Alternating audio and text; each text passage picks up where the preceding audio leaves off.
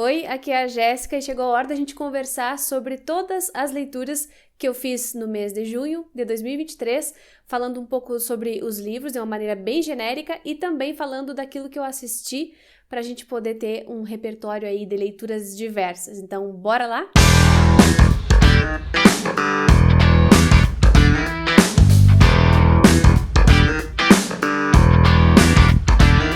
Gente, eu tava aqui pensando, quando eu peguei os livros pra fazer esse vídeo, que às vezes a gente dá uma surtada, pensa que não tá lendo, né? Que não tá conseguindo ler as coisas, parece que tá sempre com leituras atrasadas. Eu tenho muito essa sensação, acho que talvez por conta dos clubes de leitura que eu medio e que são muitas coisas pra fazer ao mesmo tempo, mas quando eu vi a pilha aqui, eu fiquei surpresa, porque acabou rendendo bastante o mês de junho. Teve livros que eu li por inteiro, teve livros que eu só concluí nesse mês, né, que faltava um pouquinho para terminar, outros que eu só comecei, mas juntando tudo, deu aqui, ó, uma pilha bem volumosa. Então, não é sempre a impressão que eu tenho, mas que bom que eu consegui ler várias coisinhas. Nesse mês também eu fiquei mais atenta a algumas metas que eu tinha me colocado lá no começo do ano, e acho que isso também influenciou aqui as leituras. Peguei algumas coisas bem curtinhas para ler, e isso me ajudou. Mas eu já vou comentar cada uma delas aqui com vocês. Porém, antes de eu continuar, eu preciso lembrar todo mundo de se inscrever nesse canal, porque, gente, por que assistir os vídeos e não se inscrever? Né? Se vocês gostam do conteúdo que eu faço por aqui, se inscrevam, é grátis apertar nesse botão e faz toda a diferença para quem tá aqui desse lado criando conteúdo. Isso faz com que o YouTube entenda que o canal é importante e mostre o canal para outros leitores que podem se interessar também.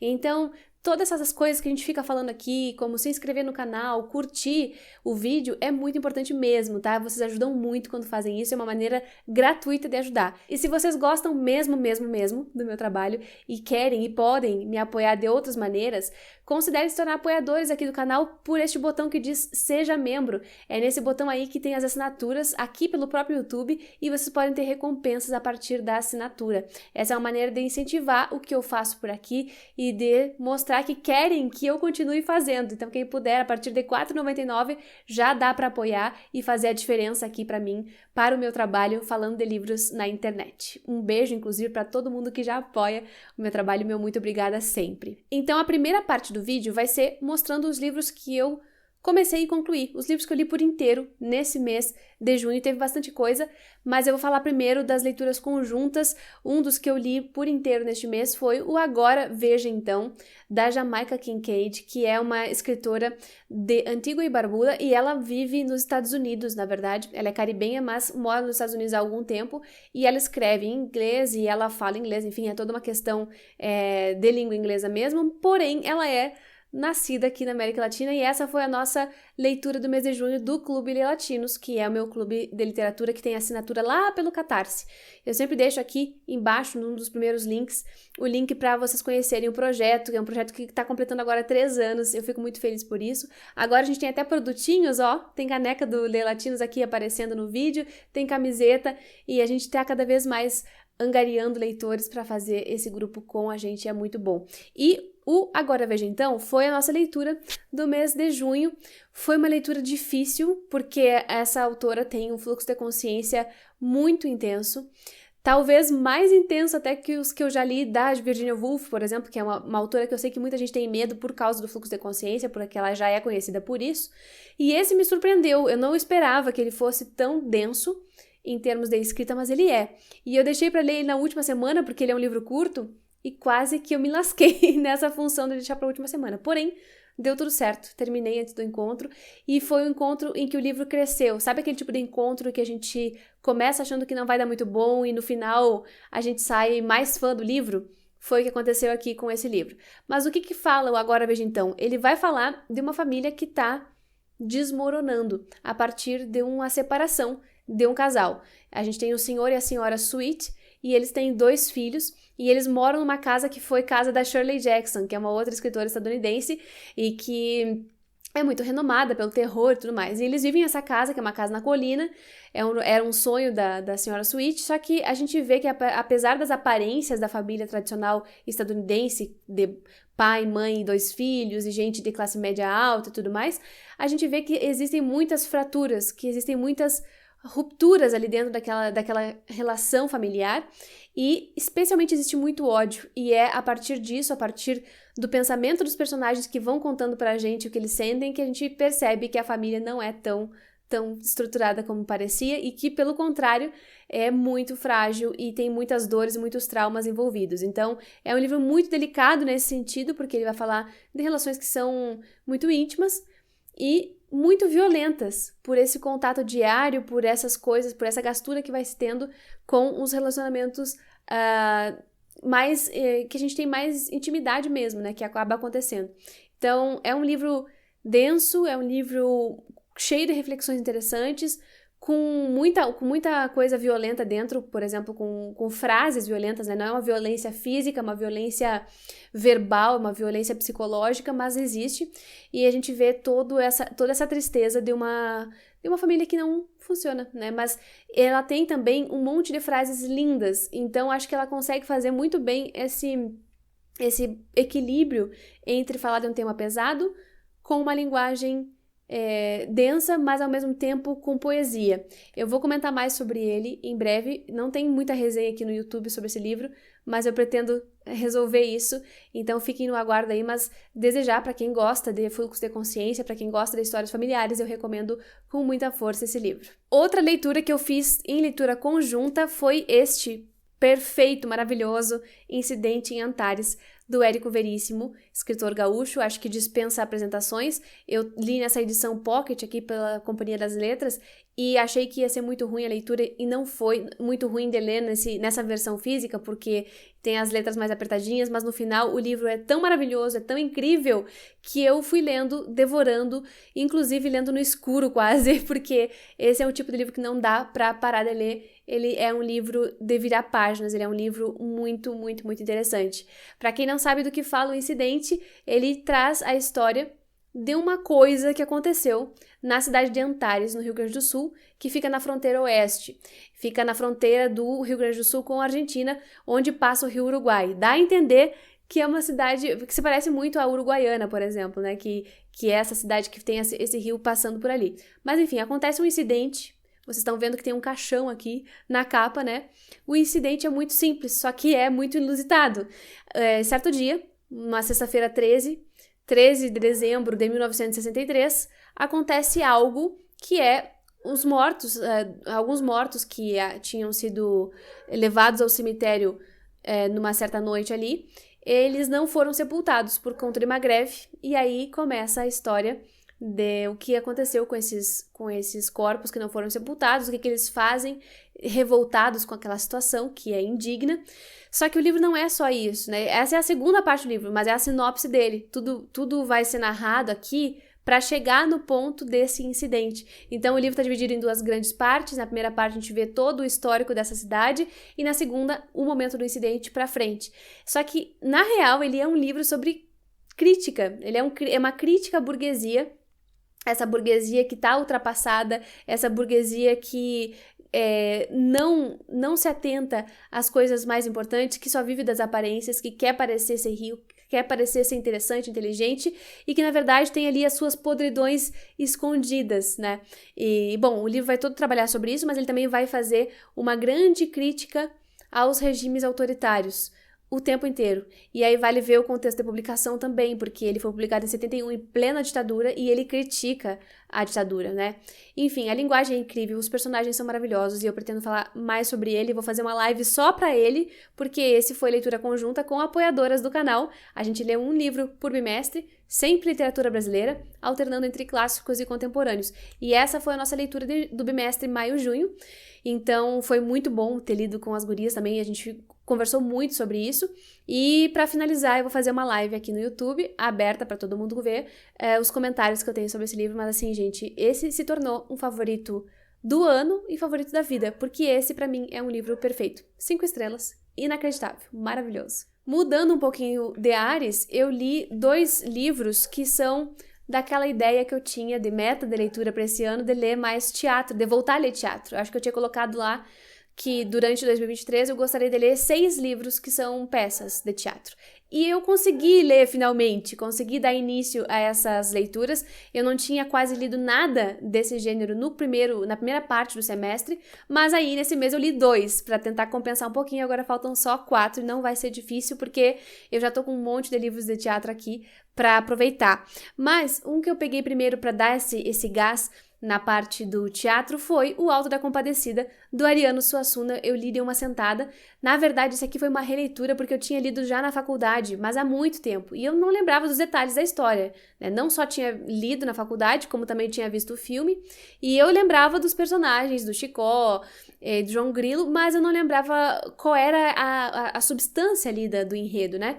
E, gente, que coisa maravilhosa, que coisa divertida, como o Suassuna é genial também nessa questão de fazer crítica social à burguesia e a esses problemas e essas falcatruas e essa hipocrisia que existe também da vida religiosa, né, na forma como os sacerdotes ali de uma cidade pequena se aproveitam das situações que vão surgindo para juntar um dinheiro, para fazer alguma coisa, enfim. É um retrato do interior do Brasil também, muito, muito, muito bem feito.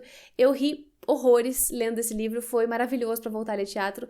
E se vocês quiserem saber mais dele, vocês me digam aqui que talvez eu faça uma resenha para trazer para cá pro canal. Acho que não tem nenhuma resenha de teatro aqui, então talvez seja legal. Me digam o que vocês acham, mas assim, gente, recomendadíssimo, né? Não sei se vocês têm o costume de ler textos dramáticos, mas eu adoro e, assim, foi maravilhoso. Maravilhoso, recomendo muito O Alto da Compadecida. Também nessa ideia de ler teatro, eu acabei lendo este livro aqui, que é o Bodas de Sangue, do Federico García Lorca, que foi publicado nessa edição pelo Clube de Literatura Clássica. Aqui a gente tem 3 peças, e eu pretendo ler as 3 esse ano, né? Já li a primeira, então.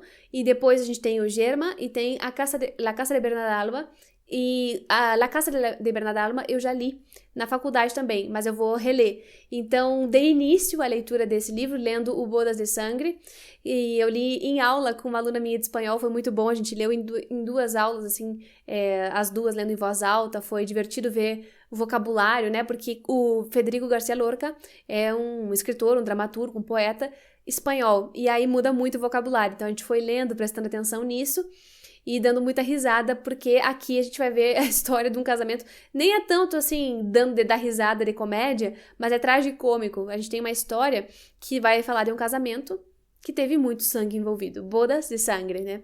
Então, a gente vai ver uma família que vive no campo, que vive ali plantando alguma coisa, são agricultores ou vitivinicultores, eu acho. E aí, eles estão preparando ali as bodas de um casal.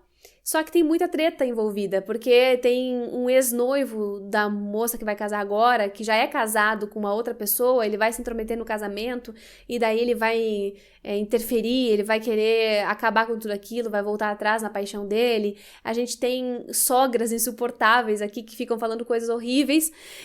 A gente tem aquele estilo de teatro que lembra bastante o estilo de algumas peças do Shakespeare.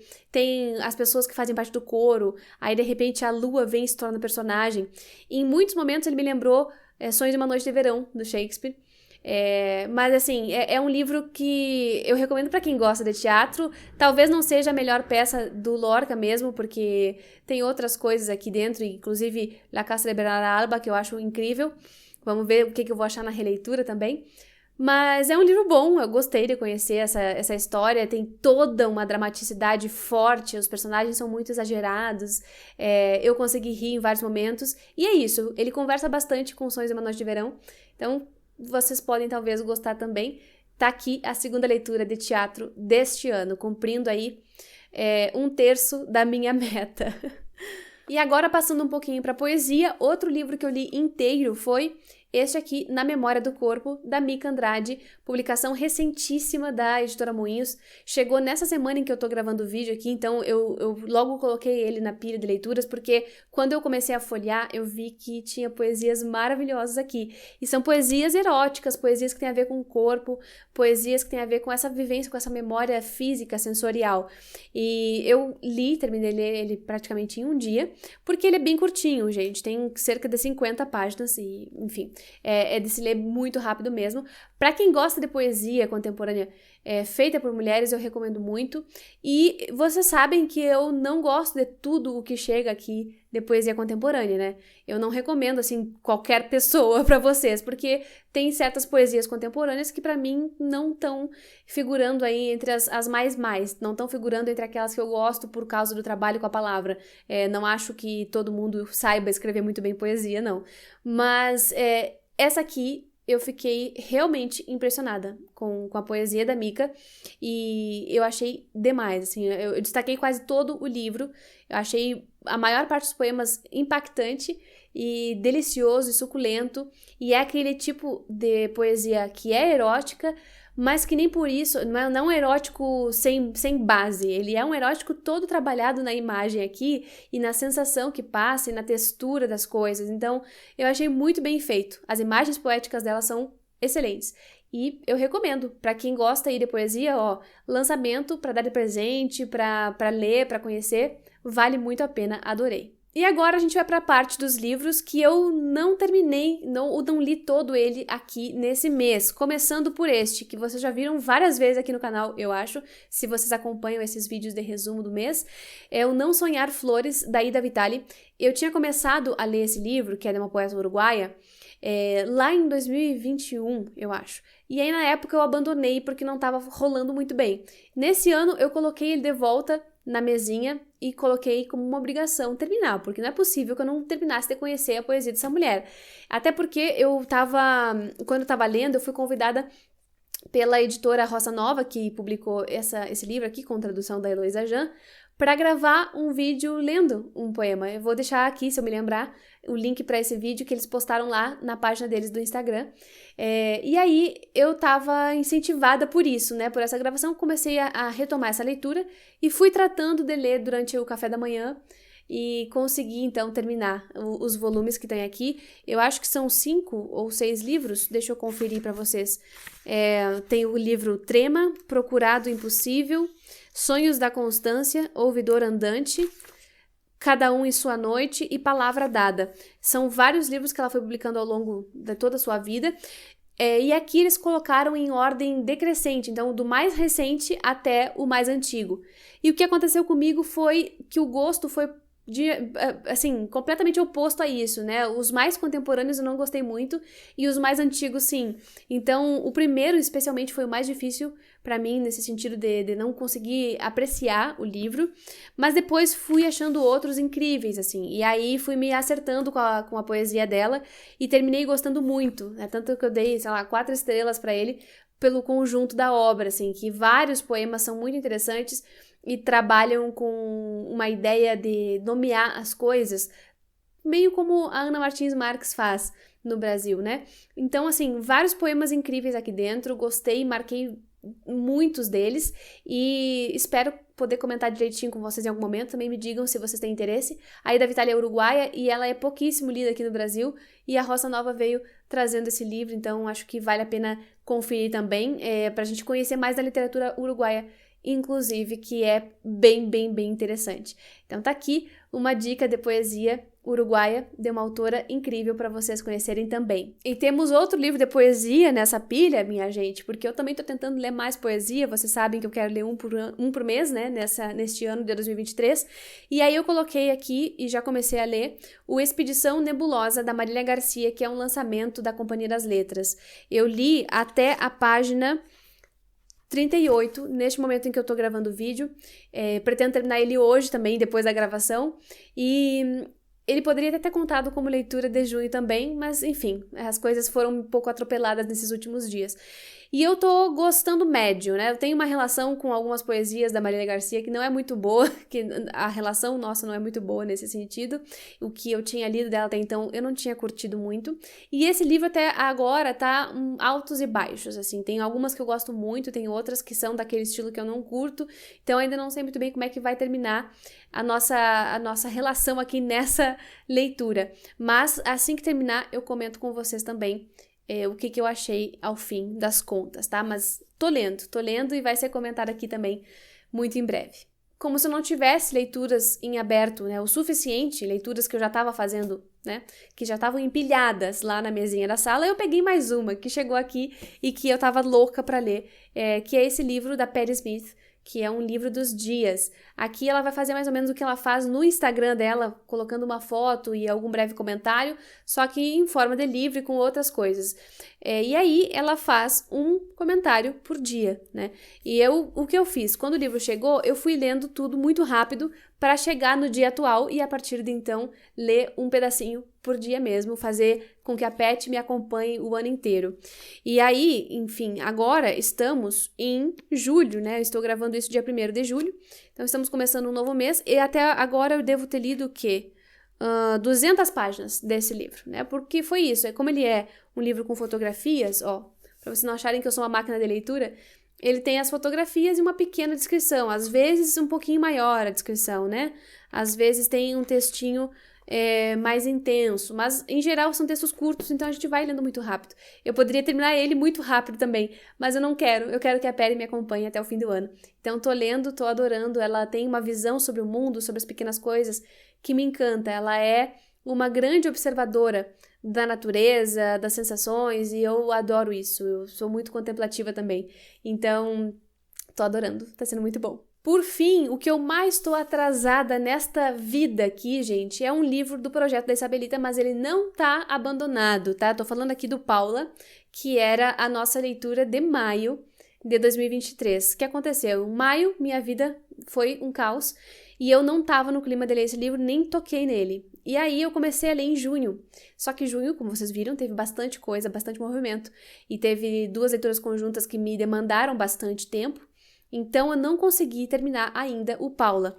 Nesse momento, eu até li ele em junho, né? Ó, cheguei aqui na página 102. Eu tô gostando, a Isabel é incrível, ela sempre envolve muito a gente. Não foi por não gostar que eu não terminei, simplesmente eu precisei priorizar outras leituras, né? Então acabei não dando o vencimento de tudo que estava em aberto. Mas agora vai, devo terminar ele aí nos próximos dias e aí remarcar a live de discussão final, que vai ser aqui no YouTube também, então fiquem de olho, porque todos os livros que a gente está lendo no projeto Isabel Allende em ordem cronológica, eles estão ficando salvos aqui numa playlist, tá bom? Então vou deixar aqui para vocês também, tá tudo que eu já fiz, essa foi a nossa 6ª leitura, tá sendo a nossa 6ª leitura do projeto, já vai emendar com a 7ª, mas tudo bem.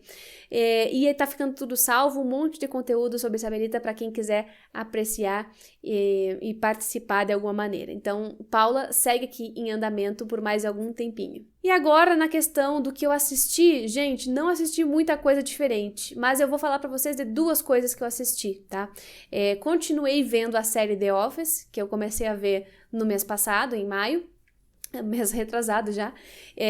Tô gostando, as coisas estão ficando mais intensas, as coisas estão ficando mais sérias, mais complexas, né? As atitudes dos personagens, o que eles fazem e tudo mais. Então agora eu tô bem entrosada com eles, tô gostando muito. E é a minha série, assim, do momento de espairecer. Eu tô continuando, agora eu já tô na 6ª temporada ou na 5ª? Na 5ª, eu acho. E tá muito bom, tô gostando. E também assisti um filme que eu queria ter terminado, ter assistido há muito tempo e não consegui, mas agora foi. A gente assistiu aqui o Bastardos Inglórios, que é dirigido pelo Tarantino. Eu tô numa vibe de ver clássicos, né? Já falei pra vocês que tô vendo alguns filmes que eu nunca tinha assistido até então. Eu vi em maio, por exemplo, O Poderoso Chefão, e agora eu vi o Bastardos Inglórios, e eu achei muito bom, muito bom. Eu já tinha visto uma parte dele um tempo atrás, e aí, dessa vez, eu vi inteiro e achei sensacional. Brad Pitt tá, assim, incrível naquele papel, mas os outros personagens também. É muito bom, assim, a construção das cenas, a lentidão das coisas, como vão se observando os objetos, os detalhes daquilo que tá na cena. Eu achei muito bem feito, assim. Então, gostei. E é isso, gente. Foi tudo isso que eu li e que eu consegui vencer aqui até o final do mês. Espero que vocês tenham gostado de acompanhar. Me digam aqui embaixo o que vocês andaram lendo de bom nesse mês. Eu vou adorar saber. Muito obrigada pela companhia até o final do vídeo. Muito obrigada, apoiadores e apoiadoras do canal, por fazer com que eu continue por aqui. E a gente se vê no próximo vídeo.